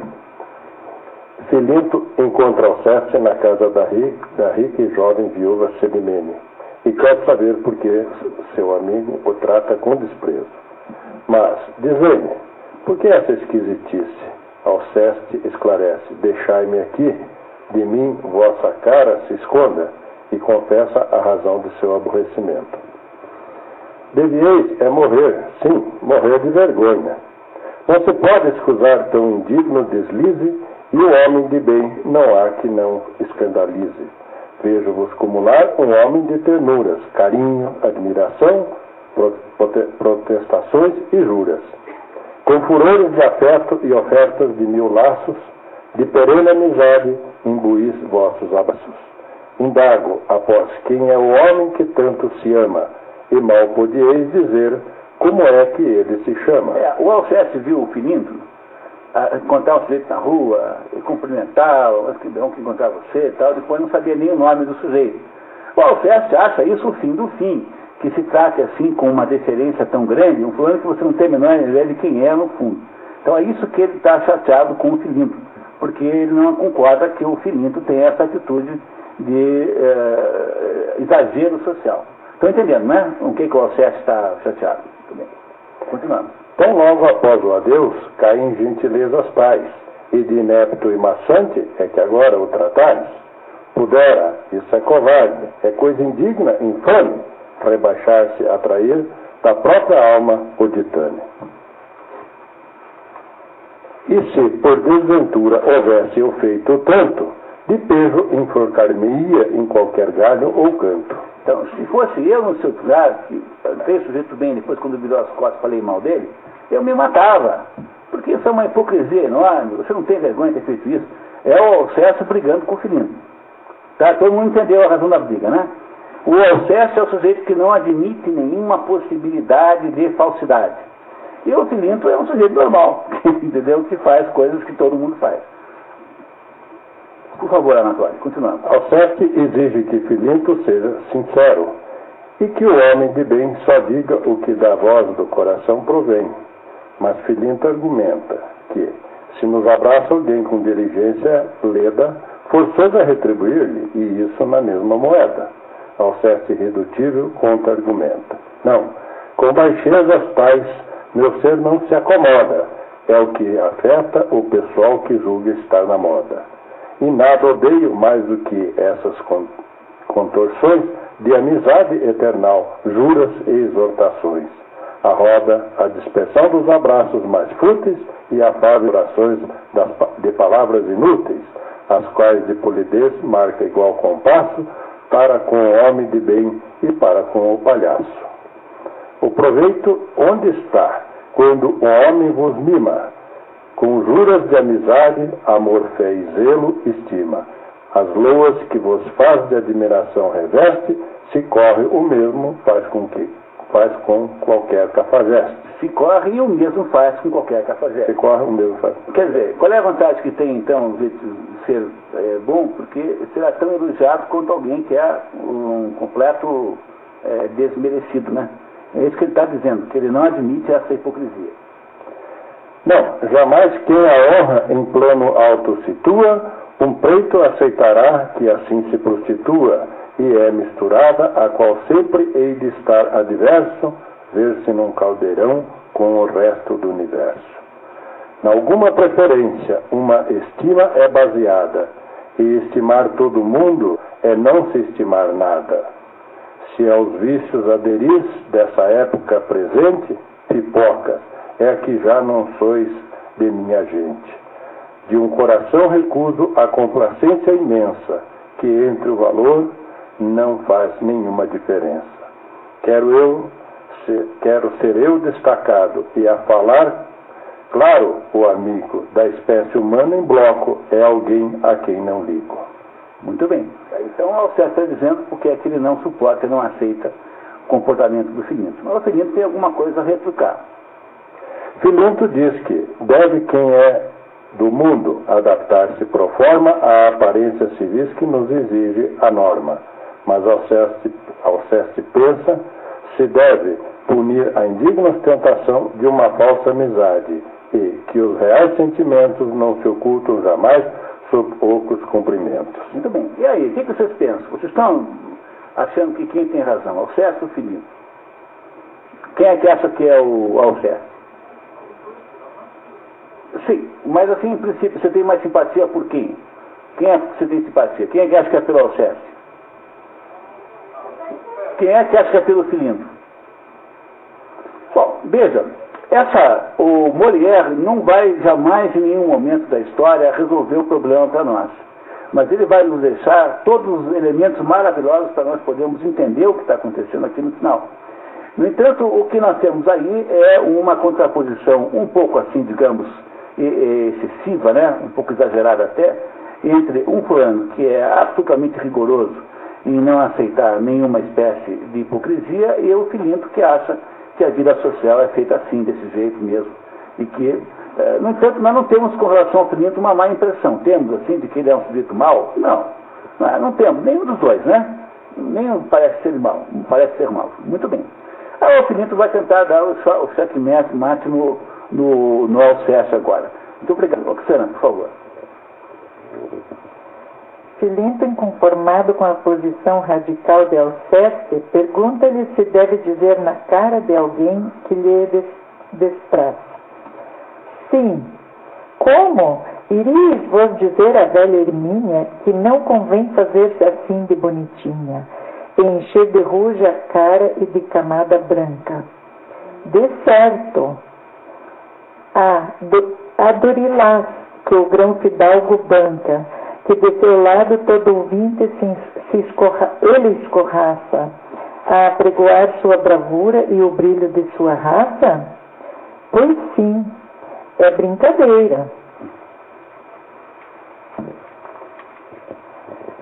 Alceste diz que na corte e fora é só covardia, adulação, injustiça e perfídia, interesse e traição, e que a fúria em que se dana o leva a provocar todo o gênero humano. Filinto adverte que mudar por vossa causa e que o mundo não vai, e já que é a franqueza o que assim vos atrai, digo-vos livremente o serem vossas lides vistas como comédia em toda parte onde ides. Alceste diz que tanta algeriza tem aos homens que levaria a mal se eles lhe dessem razão, pois concebeu pela natureza humana uma aversão mortal, seja porque os homens são falsos e maldizentes, seja porque são complacentes. Então, é por isso que o Alceste é chamado de misantropo, porque ele tem tanto ódio do ser humano, ele acha o ser humano tão desprezível, tão falso, tão hipócrita, tão mentiroso, que ele detesta a espécie humana em geral, como grupo, assim. Por isso é que é o misantropo, o nome o nome do Alceste. E enquanto isso, o Filinto diz, o senhor vai dizer para a tua fulana que ela fica ridícula de rude? Vou, sim. Você vai dizer para o fulano e tal, não sei o que, vou. O Filinto acha que dizer essas coisas é tudo uma barbaridade, que não se devia fazer isso. No entanto, o Alceste insiste em que ele que a fórmula dele de sinceridade que está certa e não a outra. Muito bem. Cada um vê um ponto de exagero do outro, né?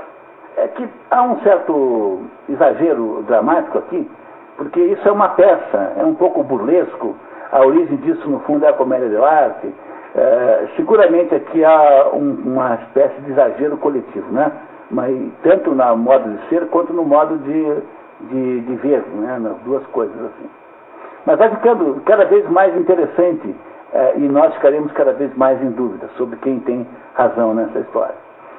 Muito bem, por favor, Luciana, continuando. Alceste lembra Filinto que tem um processo contra um tratante mor, que apesar de ser chamado de maral, biltre e ladrão, é por todos acolhido, e se há cargo a pleitear contra gente de bem, de honra, reputação, é ele que o obtém.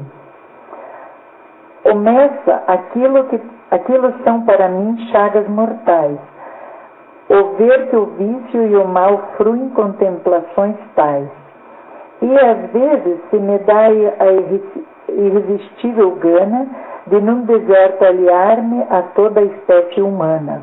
O Alceste está dizendo uma coisa importantíssima aqui, que é dizendo que às vezes a vontade que ele tem é de morar no deserto para não ter nenhum ser humano em torno, à vista. É isso que ele está dizendo aqui. Muito bem. Filinto diz-lhe que é preciso conservar a virtude em insuportável nível, e que foge à razão perfeita a toda extremidade, e deve a gente ser sagaz com sobriedade. É um comentário aristotélico, né? Aristóteles que disse que a virtude está no meio. Então esse é um comentário tipicamente aristotélico. Veja, o teatro tem um problema para resolver, que é a vinculação da opinião do público. No teatro grego, o público falava pelo coro. O coro representa a voz da plateia, né? No teatro shakespeariano, quando ele quer botar o público falando, ele inventa um bobo. Um bobo da corte, qualquer um daqueles bobos shakespearianos é o povo falando. No teatro de Molière, ele inventou uma outra pessoa chamada raisonneur. O raisonneur, quer dizer, o sujeito que lida com a razão. Né? O raisonneur, chama assim em francês. O que é o raisonneur? É uma personagem de Molière que faz os comentários de bom senso no meio da história. É como se fosse o povo falando. Faz isso que o Lindomar acabou de dizer. O raisonneur é o sujeito que diz assim, espera aí, né? No momento esperais, estáis, né? Lendo apenas a parte má de cada um, estáis. Para usar aqui, digamos, o mesmo tipo de linguagem do Molière. Então, o raisonneur é o sujeito que, no teatro molieriano, né, funciona como o bobo no teatro shakespeariano e funciona como o coro no teatro grego, que é aquele fulano que entra no meio da história e faz um comentário mais ou menos de bom senso, como se o povo, né, representasse assim uma espécie de bom senso. É um bom senso um pouco flutuante, mas em última análise, uma espécie de bom senso. Então, o que está fazendo aqui o Philippe nesse momento é sendo raisonneur. Tá? Tem um papel dramático especial na história, tá? O Philippe nesse momento. Podemos continuar, por favor. Dos homens, por demais, exige a perfeição. Faça seus tempos jus, sem rija obstinação. E, a ver como anda tudo, é absurdo sem segundo. Alguém querer meter-se em corrigir o mundo. Observa como vós, sem coisas que, em resumo, podiam ir melhor, tomassem outro rumo. Mas, por mais que eu encontre abusos desse estilo, não faço como vós, não bufo e não estrilo. Vejo os homens quais são, com as falhas que em si trazem, e acostumo minha alma a aturar o que fazem. E creio que na vida fleuma a que sou fiel, filósofa há de ser tanto quanto o vosso fel. Uma maravilha esse trecho, né? O trecho do raisonneur. É muito bem traduzido. Você olha no francês, está muito bom também, né? Mas aqui você tem sempre a contribuição poética do tradutor, porque é a poesia isso aqui, né? Então, o que ele está dizendo para o Alceste é que ele está querendo mudar o mundo e que ele exige demais das pessoas. E que ele acha também de um monte de coisa ruim, mas nem por isso ele sai por aí fazendo isso. E que ele tem uma fleuma. Né? Fleuma também é outra expressão desta ideia dos humores. A fleuma, o tipo fleumático é um sujeito assim, entre os 4 tipos, né? O fleumático não é como o atrabiliário, o formático. O formático é um sujeito tranquilo, sereno, é um dos 4 tipos básicos de caráter, né? De acordo com a interpretação antiga dos humores. Muito bem, e aí então, quem é que está ainda ao lado do Alceste? Continuam? Vocês compreendem que o autor está aqui fazendo conosco um jogo maravilhosamente inteligente de nos mostrar cada vez coisas novas sobre os dois comportamentos? Talvez de todos os livros que nós vimos esse ano aqui, esse tem a maior utilidade pessoal de todos. Quer dizer, nenhum outro será tão útil para como, né, é tão assim, prêt-à-porter como esse aqui. Pois é, não sei, será que é? Não sei. Pode até não ser bem assim, talvez em alguns momentos seja o contrário, não sei. Bom, vamos esperar para ver o final, né? É importante vocês compreenderem o que está aqui em jogo, que é uma diferença de visão. Muito obrigado, Roxana. Zaida, por gentileza.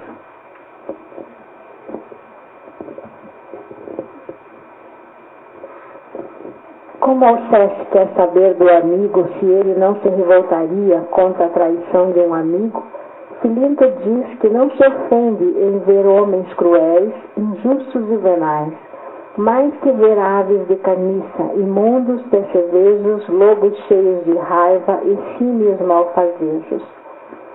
Filinto recomenda ao Alceste amainar contra a parte adversária o excesso e cuidar um pouco do processo. Há várias menções a processos do Alceste. Ele é um sujeito que, pelo seu modo peculiar de ser, arruma encrenca com todo mundo, né? Então ele tem vários processos, respondendo a vários processos. O autor não nos ajuda a saber exatamente se são vários ou um ou dois. Há seguramente dois processos diferentes. Um desses é esse aí e o outro um que aparece mais tarde. Não parecem ser o mesmo, embora haja quem tenha interpretado como sendo o mesmo. Então o Alceste tem lá um processo contra si, que ele simplesmente abandonou, não foi visitar os juízes. Imagina-se que naquela época as relações públicas com os juízes fosse uma coisa importante.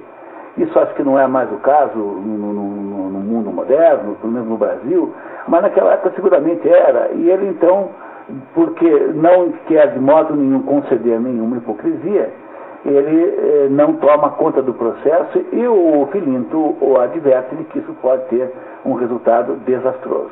Vamos ver o que é que ele nos conta.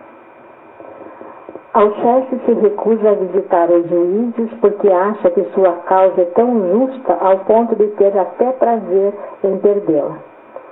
Impaciente com o radicalismo do amigo, Filinto lembra-se que Alceste anda apaixonado por Celimene, uma mulher em tudo contrária à prática da sinceridade, e pergunta-lhe provocativamente se tamanha integridade estás a achá-la aqui acaso em quem a mais? É a história da paixão lá daquela feira voadora por aquele dono da boate. Vocês lembram desse filme A Noviça Voadora? Não tinha uma noviça voadora que era a irmã Bertrini, apaixonada pelo dono da boate, o Carlos, não sei das quantas. Né? Só os que têm assim mais de 20 anos lembrarão seguramente. Né? Tinha um filme na televisão que tinha uma freira que voava no cinema, no filme. Ela voava, assim, literalmente. E ela chamava-se Irmã Bertrini. E ela morava num convento e era apaixonada por um dono de uma boate que tinha doado, que era o jeito mais escrupuloso, assim que você possa imaginar. Então esse amor aqui do Alceste pela Celimene parece com essa situação de um amor muito contrastivo, assim, das pessoas muito diferentes. Né? Muito bem.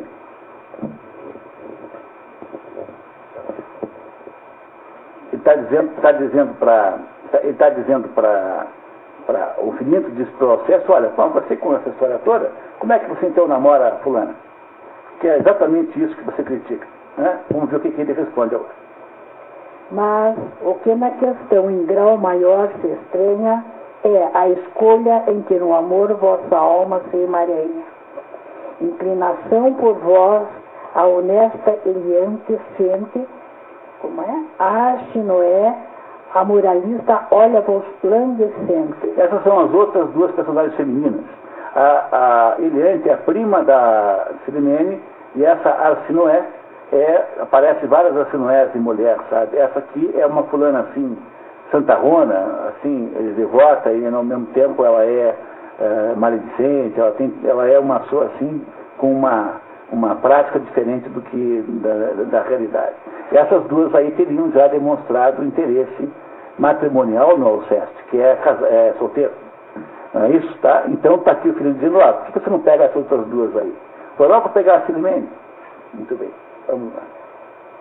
Mas negai-vos a tudo o que assim vos acelhe. E quem enlaça o seu... Como é?